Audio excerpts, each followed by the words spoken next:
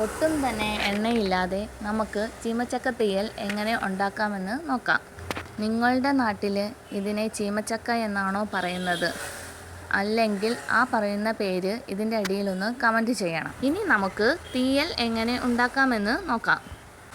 തൊലിയെല്ലാം ചെത്തി മാറ്റിയതിന് ശേഷം നല്ല സ്ക്വയർ ഷേപ്പിന് കട്ട് ചെയ്തെടുക്കാം. ഇനി ഒരു ചട്ടിയിലേക്ക് അരിഞ്ഞു വെച്ചിരിക്കുന്ന ചീമച്ചക്കയും കുഞ്ഞുള്ളിയും കുറച്ച് കാന്താരിയും കറിവേപ്പിലയും വെള്ളവും ചേർത്ത് നല്ലതുപോലെ വേവിക്കാം.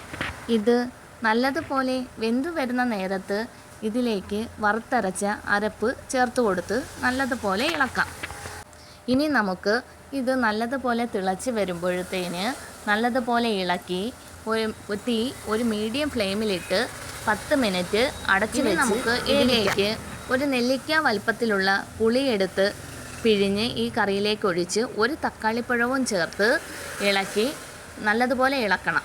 അപ്പോൾ നമുക്ക് നല്ല കുറുകുറായിരിക്കുന്ന ചീമച്ചക്ക തീയൽ റെഡിയായിരിക്കുന്നു. ഇതിൽ നമ്മൾ ഒരു തുള്ളി പോലും എണ്ണയൊന്നും ചേർത്തിട്ടേ ഇല്ല.